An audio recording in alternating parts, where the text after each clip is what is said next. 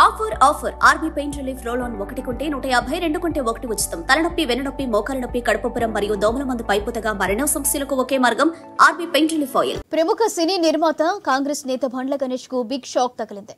Check bounce కేసులో బండ్ల గణేష్ కు Ongole court 1 ఏడాది జైలు శిక్ష విధించింది. జైలు శిక్షతో పాటు 95 లక్షల రూపాయలు జరిమానా విధించింది.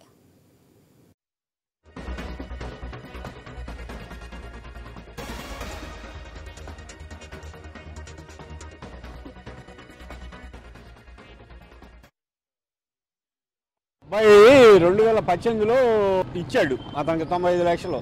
తర్వాత మా అబ్బాయి చనిపోయాడు అక్టోబర్లో. చనిపోతే నేను పోయి అడిగాను. అడిగితే ఇవ్వాల్సిన మాట వాస్తవమే అని చెక్ రాసి ఇచ్చాడు. చెక్తో పాటు ఆథరైజేషన్ లెటర్ కూడా ఇచ్చాడు. అది బ్యాంకులో ఇస్తే బౌన్స్ అయింది. ఇక తర్వాత శ్రీకాంత్ గారికి ఇచ్చి కేసు వేసాం. ఇంకా రాలేదు, కాపీ రాలేదు. కాపీ వస్తే మాట్లాడదాం. జడ్జిమెంట్ కాపీ వస్తుందని ఎదురు చూస్తున్నాం. ఇందాక మేడం చదివింది, మన చేతికి అది వస్తుంది కదా. నేను 2018 జూన్ 18వ తేదీన మా అబ్బాయి ఇచ్చాడు, నేను కాదు ఇచ్చింది.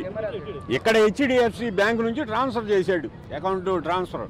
మా అబ్బాయి అక్టోబర్ 17 చనిపోయాడు అదే సంవత్సరం. నేను డిసెంబర్లో పోయి అడిగాను. డిసెంబర్లో పోయి అడిగితే చెక్ ఇచ్చాడు, ఇవ్వాల్సిన మాట వాస్తవమే అని. కొనుగోంట్ల శ్రీకాంత్ అడ్వకేట్ ఒంగోలు అండి. 2019లో మద్రాల ముప్పాల గ్రామానికి సంబంధించిన జట్టి జానకరామయ్య అతని దగ్గర ప్రముఖ నిర్మాత బండ్ల గణేష్ హైదరాబాద్ వాస్తవ్యులు 95 లక్షల రూపాయలు అప్పుగా తీసుకోవడం జరిగిందండి. తర్వాత ఈ జానకరామయ్య అనే అతను హార్ట్ అటాక్తో చనిపోయి ఉన్నాడు.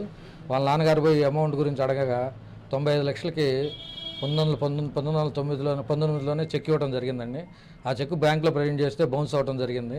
తర్వాత అతను ఎన్నిసార్లు అడిగినా కూడా అతను ఎటువంటి సమాధానం లేకపోతే కోర్టులో కేసు దాఖలు చేయడం జరిగింది. 2019 నుంచి ఇప్పుడు దాకా కేసు జరిగింది.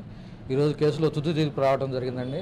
తుది తీర్పులో కోర్టు వారు అతను నేరం చేసినట్టు నిర్ధారించి 1 సంవత్సరం పాటు సాధారణ జైలు శిక్ష, అలాగే 95 లక్షల రూపాయలు నష్టపరిహారం, 10,000 ఫైన్ విధించడం జరిగిందండి. కొనుగోంట్ల శ్రీకాంత్ అడ్వకేట్ ఒంగోలు అండి.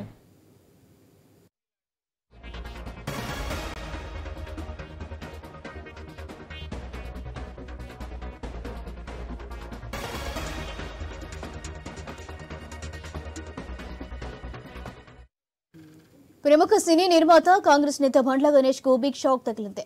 చెక్ బౌన్స్ కేసులో బండ్ల గణేష్ కు ఒంగోలు కోర్టు 1 ఏడాది జైలు శిక్ష విధించింది. అలాగే జైలు శిక్షతో పాటు 95 లక్షల రూపాయల జరిమానా విధించింది.